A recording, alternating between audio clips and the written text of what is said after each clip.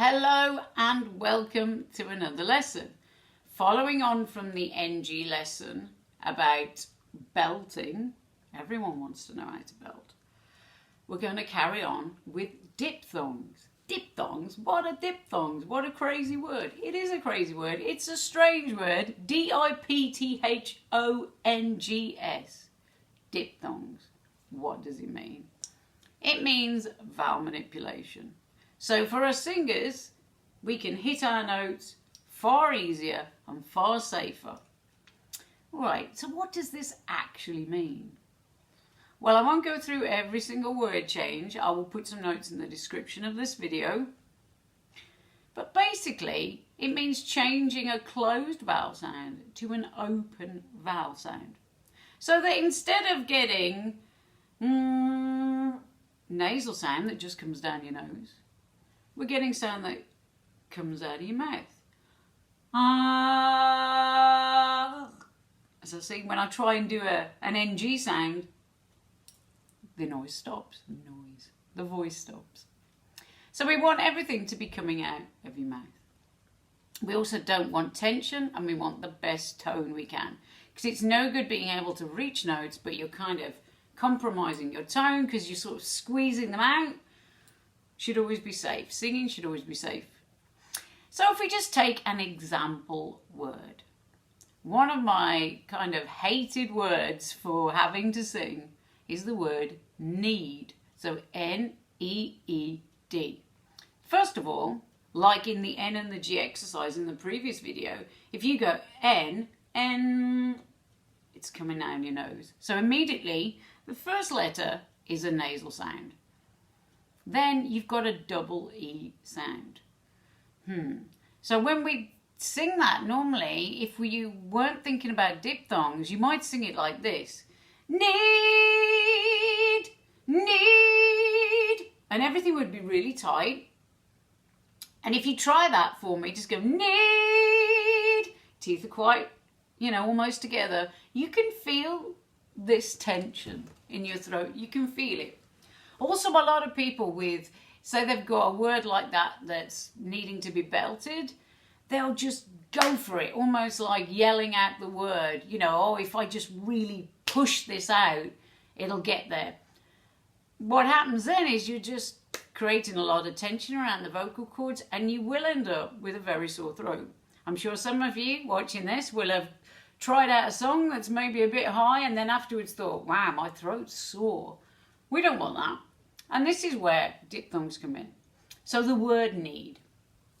How would I sing that? Well, what we try and do is, we've got the front of the word, the N. We're going to get off the front of the word pretty quick. And also, we're not going to hit the front of the word hard. We're not going to start the word need. We're not going to do that. We're going to grow into the middle of the word.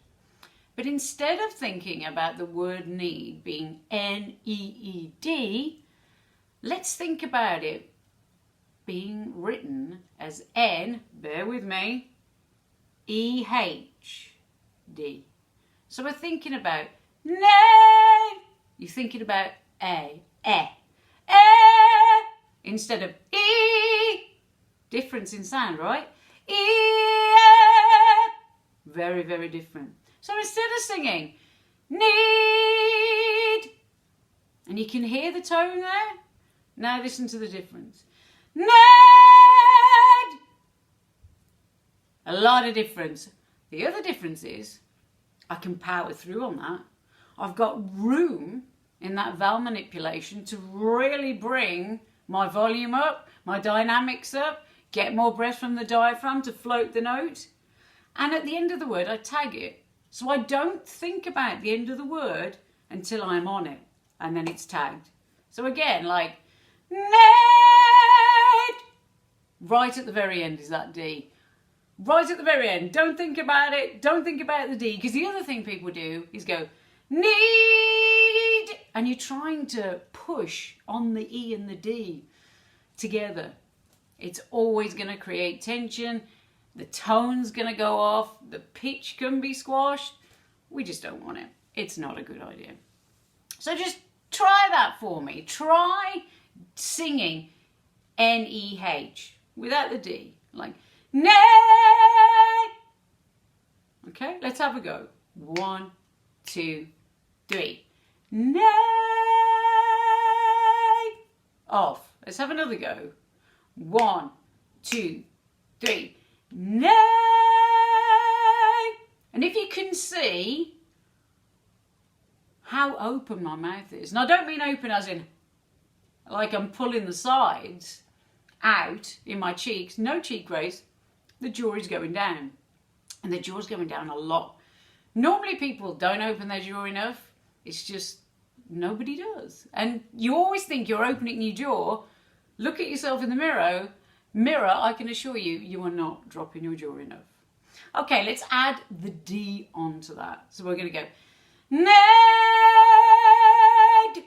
And right at the end, we're going to tag that D onto the end. Right at the last second as we're closing off the word. Okay, so after 3. 1, 2, 3. Ned. Okay, give that a try and see how you get on with that when this video is finished.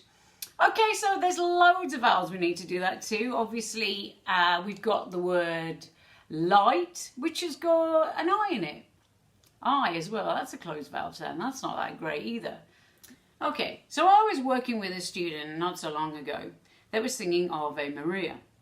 It's a great song. She was struggling on the Maria part. So she was going, Ave Maria.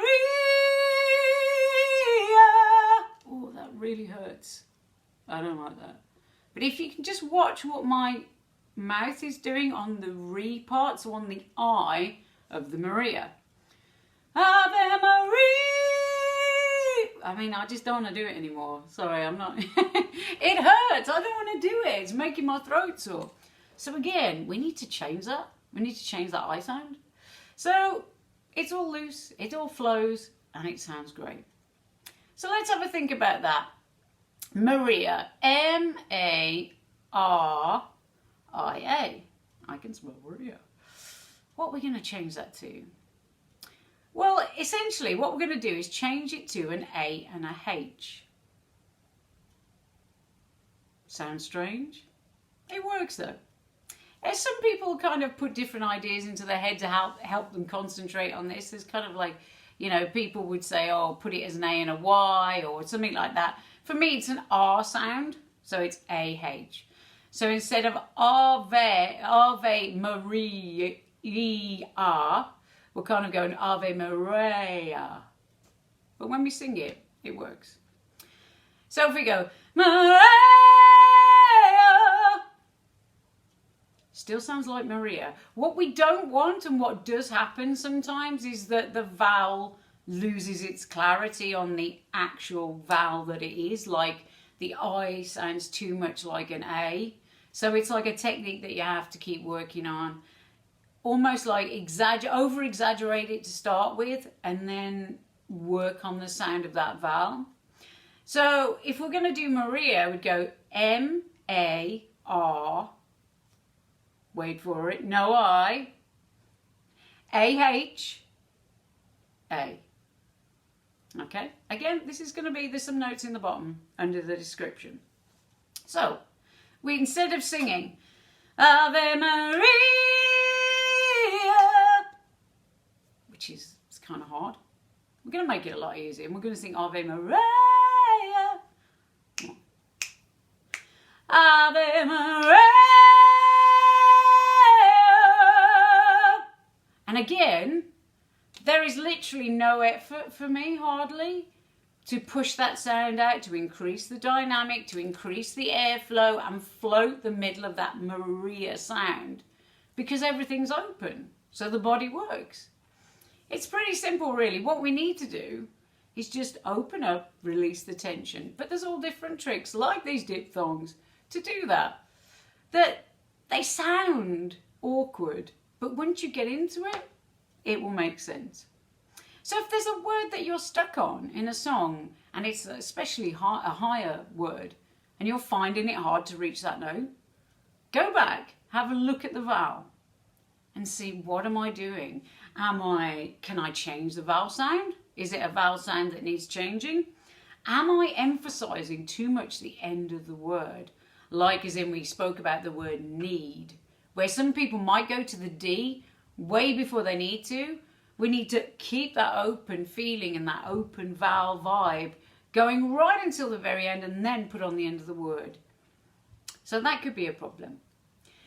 Just make sure that every time that you sing, if something is hurting, there's something not going quite right. Go back, check it out, record yourself and look in the mirror as you're doing it so you can see everything that's happening around your face. Thanks for watching.